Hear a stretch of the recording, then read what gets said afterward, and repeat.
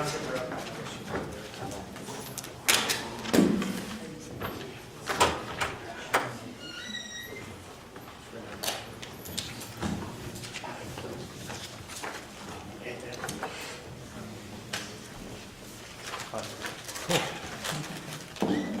you in a bit.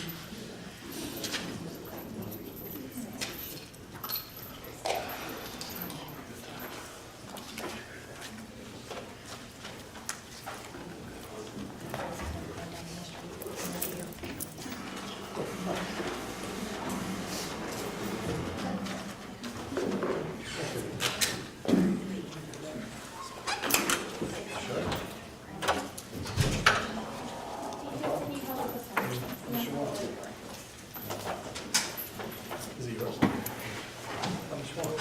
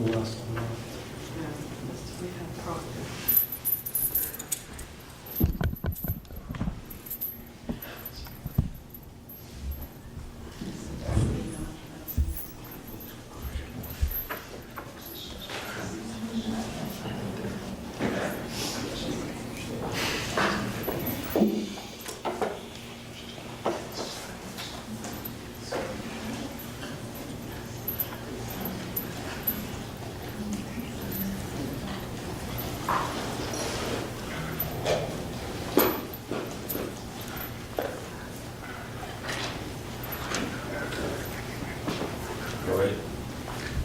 Yes.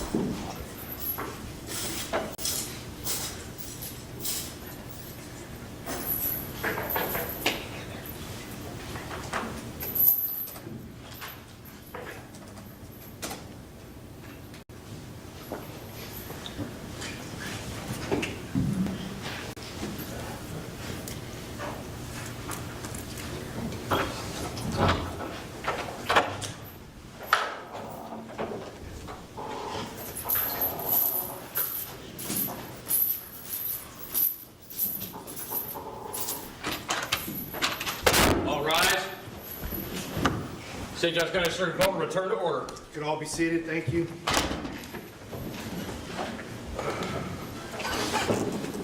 All right, we're here on case 24, CF 1687, State of Florida versus Arieana Gibbs. We're here for a motion for pretrial detention that was filed by the State Attorney's Office. See Ms. Gibbs is present. Mr. Hubbard, you are now appointed to represent Ms. Gibbs in this case, is that correct? That's correct, Judge. All right. For this proceeding, Judge, where would you like us to be? Would you like Like us the to sit? city council table. Okay. All right, this motion was filed pursuant to 3.132 Florida Rule of Criminal Procedure as well as 907.041 Florida statute. This is a motion filed for pretrial detention. The state is requesting for the defendant to be held without the possibility of bond. I've had a chance to review the motion for pretrial detention. I've also reviewed the arrest and booking report that was filed in the clerk file. And at this time, both sides ready to proceed. State? Yes, sir. Defense? Defense is ready, Judge. All right. State, you may call your first witness. The state would first call Officer Etheridge, Judge. All right, sir, if you'll come forward and have a seat in the witness stand. Raise your right hand. You swear or affirm the testimony you're about to give will be the truth, the whole truth, and nothing but the truth, so help you God? Yes, I do. All right, sir, you can have a seat. State your witness. Good afternoon, sir. Hello, Can you just state your full name for us on the record? Jason Etheridge. And what do you do for a living? I'm a police officer with the City of St. Augustine Police Department How long have you been a police officer? since 1996. Is there a specific role or anywhere you're currently assigned assigned to St. Augustine? Just patrol division right now. Okay. Other than basic law enforcement academy, have you completed any classes, additional training through your course of employment in law enforcement? Numerous. Okay. Any revolved around investigating crimes or any kind of Yes. investigation strategies? Yes. Okay. I want to talk specifically about October 23rd of 2024. Were you working on that day? Yes, I was. Okay. In what capacity? Patrol officer. Okay. And at some point in time, did you become involved in an investigation at that time with a defendant now known to you as Arieana Gibbs? Yes. Okay. And tell us a little bit about that. What was your involvement? I heard that there was a stabbing over the radio somewhere in the area of the Juniper Market on San Marco. I was on Anastasia Island, so I went over to that location. When I arrived, there were several people tending to the victim. And a lady approached me and said that she had a photograph of the suspect. She showed me the photograph. I took the photograph. I took a screenshot of it with my cell phone, and I sent it out to all the other officers that are in the area, along with sending it to dispatch so they could send it out to the sheriff's office employees also. Okay. Explain that photograph. So she said she had a photograph of the suspect on her phone. What kind of photograph was It this? was a photograph of the suspect riding away on a bicycle. Okay, so she had claimed that it was a photograph from the incident that day. Yes. Okay. And I'm sorry, what did you say you did with that photograph? I texted it to all the officers that are on my shift, and I sent it to the sheriff's office dispatch so they could disseminate it out to the other deputies that were in the area. Okay, before we move on, I want to back you up a little bit. So you saw the victim when you got there. Yes. Okay, can you explain to the court what it is that you observed? He was just laying on the ground. Looked like he was having a hard time breathing, and appeared they had stabbed him somewhere in the upper chest area. Okay. Was he being attended to? What's that? Was he being attended to? Yes. Okay, so what did you do at that point?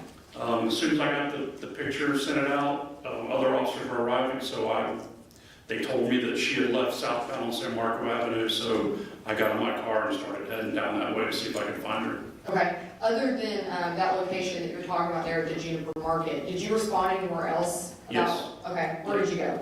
I went to the McDonald's on North Ponce Boulevard. Why did you go there? A witness told me that the suspect had dropped a bag that contained a McDonald's sandwich or something like that. So I went up there to see if they might have had video of her inside the store. Okay, now roughly how far away is that McDonald's from the first scene that you went to, the Juniper Market? Maybe a half a mile at the most. Okay, is that why you went to that McDonald's? Yes. Okay, so what did you find out when you went there? I went in there, I believe it was a manager or somebody I spoke to. They said, yeah, this girl was in here and that she tried to stab one of her employees. Okay, did you eventually make contact with the employee that the suspect had tried to stab? Yes, I did, on the phone. Okay, what did she have to say? She told me that she was in there working, she was over by the drink machine, and the female came up to her, grabbed her by the arm. I believe she said, like, had her fingernails digging into her skin and pulled out a knife and tried to stab her. Okay, were you ever able to determine roughly time-wise when that had occurred as compared to the stabbing scene that you arrived?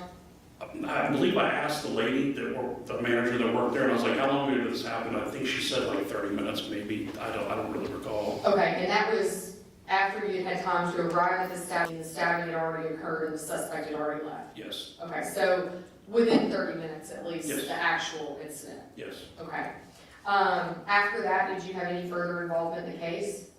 Just got a short statement from the victim at McDonald's over the Okay. phone. Do you recall the name of the victim at McDonald's? Emmy Lou, I don't remember her last name. That's okay. Rogers or something like that. Okay, all right. Anything else regarding the potential release of this defendant that you think would be helpful for the court to know? That was basically all my involvement in what happened. Okay, thank you, sir. Cross-examination? Hold on, sir, just a second. Judge, defense has no questions. All right, thank you, sir. You are now free to go. Thank you. Can we call your next witness? We would call Amy Lou Burgos, Judge. All right.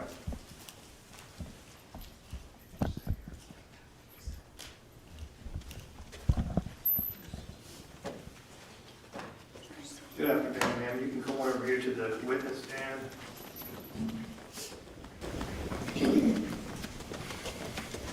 You'll pause and raise your right hand. Do you swear or affirm the testimony you're about to give will be the truth, the whole truth, and nothing but the truth, so help you God? Yes. All right, go ahead and have a seat in the witness stand. State and inquire.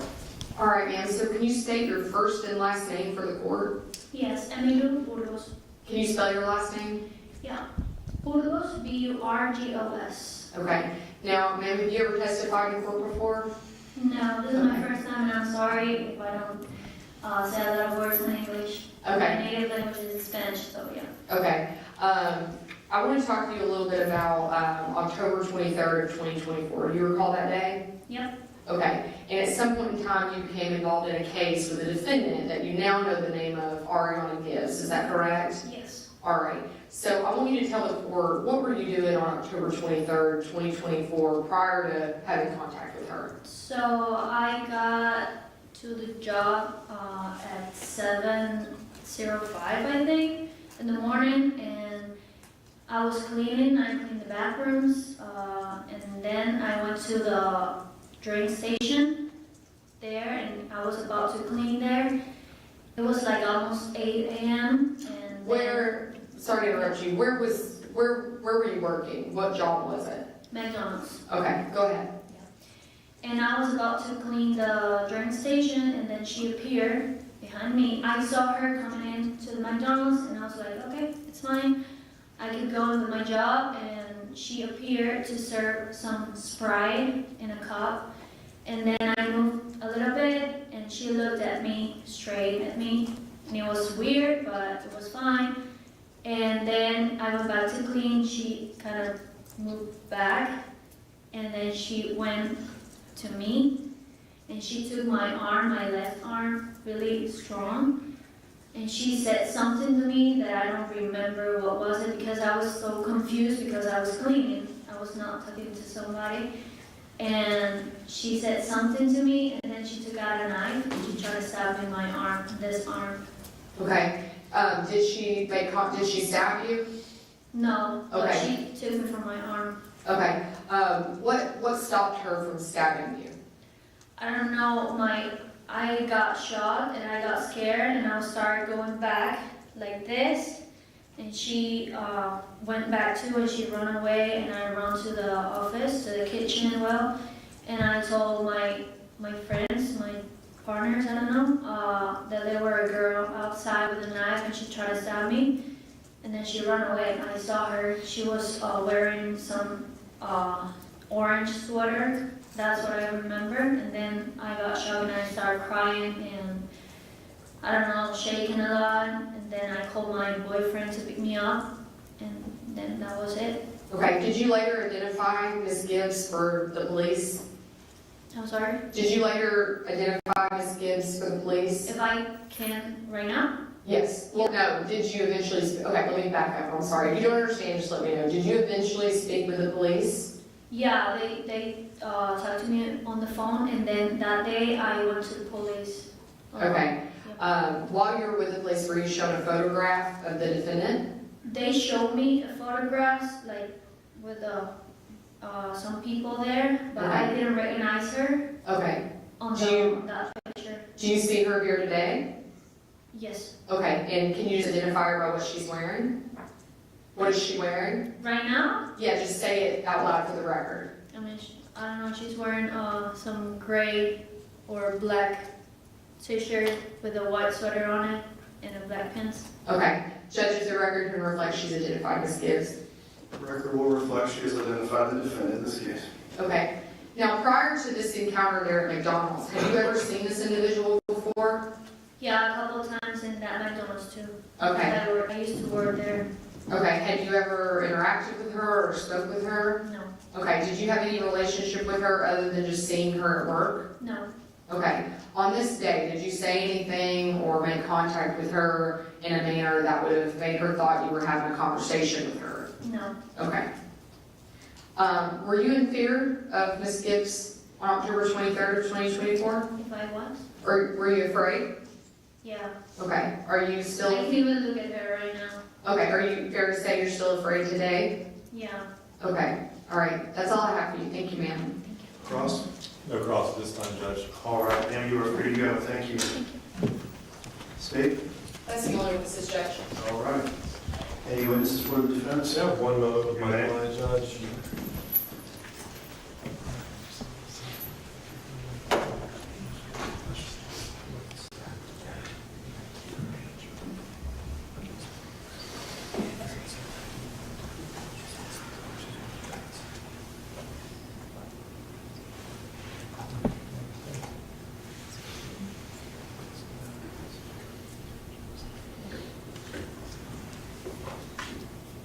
Mr.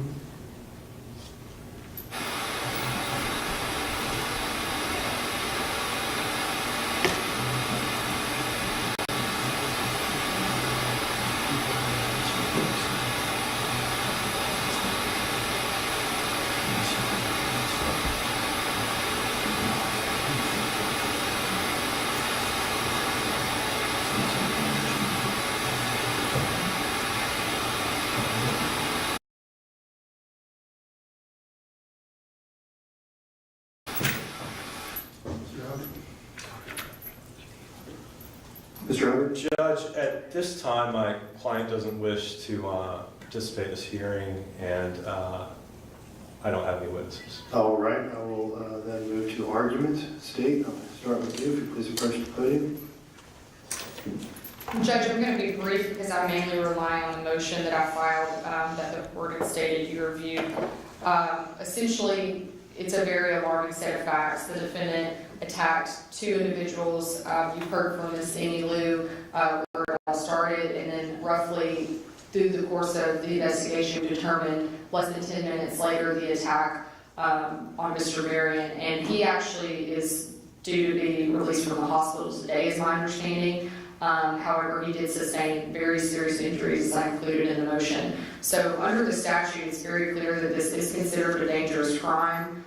We would be asking for the court to hold her no bond, as we feel that there's no other restrictions, pretrial detention, or anything in that manner that could keep the community safe. It's my understanding that she's being evaluated for a couple of different issues that could potentially be there. However, the state's argument is that makes it even more dangerous because at this point we don't really understand what was going on the state, Judge. So we'd ask that you hold her pretrial detention under that 904 statute. What is her prior criminal history? She actually had just been adjudicated in this county for a battery on September 4th of 2024, I believe, but other than that, she had various arrests for violent crimes, but no convictions. Thank you. Mr. Hubbard? Thank you, Your Honor. With regard to Ms. Gibbs' case, I point the court to 903.046, the bond statute, and that's basically what we're going to argue today. Ms. Gibbs has no prior felonies, and she may have a misdemeanor conviction here or there, but this is the first serious case that she's ever been accused of. For those misdemeanor cases, she has never failed to appear for court. She has contacts in the area. Her family is here. She's also agreeable to wear a GPS monitor as a condition of the bond, and she will be able to make it to court hearings. So at this time, she has no significant prior record. I understand the allegations here, but she is presumed innocent, and at this time, we would request the court to set a bond in this matter. Thank you. Thank you, Mr. Hubbard. Anything else from the state? No, Judge. All right. Pursuant to Section Florida Statute 907.041, the state may move for a pretrial detention under certain enumerated crimes that are listed as dangerous crimes. The allegations in this case, she was arrested and taken through the first appearance process and charged with attempted homicide and aggravated assault, both of which are the enumerated offenses and defined as dangerous crimes. Considering whether to grant the state's motion, the court does, first of all, find that these are in fact dangerous crimes, and the court turns to whether or not there are reasonable conditions of release that can protect the community from harm if the defendant was to bond out of custody to assure her presence at trial or assure the integrity of the judicial process. The court focuses on the protection of the community from harm of the defendant. This defendant had just recently been adjudicated of a battery, I believe, in front of one of our county court judges within the last 2 months. The facts of this case are particularly alarming. They are severe. These attacks were random. There are multiple victims. Certainly one of the victims sounds as though resulted in serious injuries. And so given the nature of the charges, the randomness of the attacks, the severity of the charges, the fact that there are multiple victims, multiple random victims, and her recent criminal history. This court does find that there are no reasonable conditions of release that could protect the community from harm, and therefore the court is going to grant the state's motion for pretrial detention. The defendant will be held without bond until further proceedings. So at this point, the state has not yet filed an information, is that correct? The state filed information today, Judge. You have filed an Yes, sir. information. Would you like to arraign your client at this time, or would you want to wait on that? I'd like to wait on that, That's Judge. fine, we'll have an arraignment date. Madam Clerk, do we have an arraignment date set yet? If it was just filed today, it may not have been set yet, but if not, let's go get one set.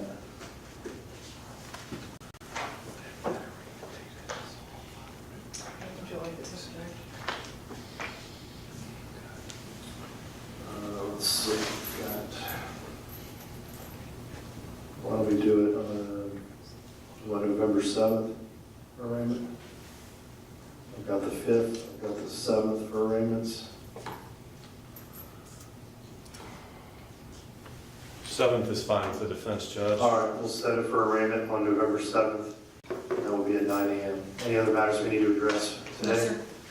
Not at this time, Judge. Thank you. We are adjourned.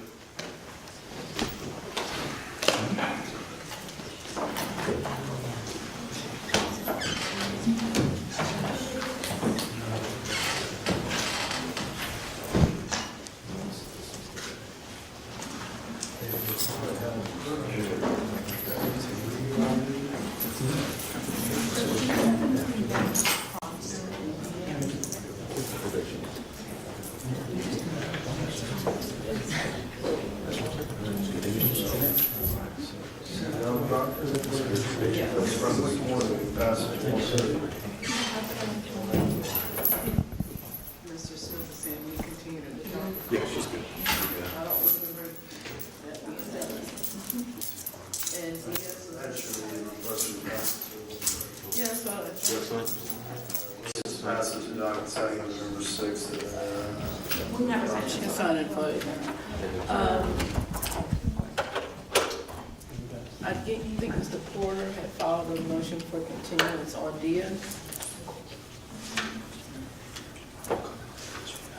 Is that the 7th? Yeah. She can sign. Something came in cover in Chambers. We asked it for continued to November 26th for trial for trial at 1:30. Paperwork. December 4th, and I never probably did bring the pink slip on that. November 26th at 1:30.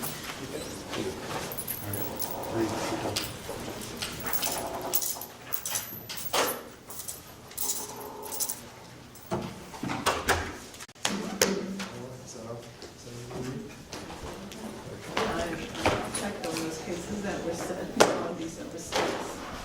Supposed to be November 6th. Get him. Did I say it on the record? I was like, okay, maybe he changed it. Okay. I'll stop it next time.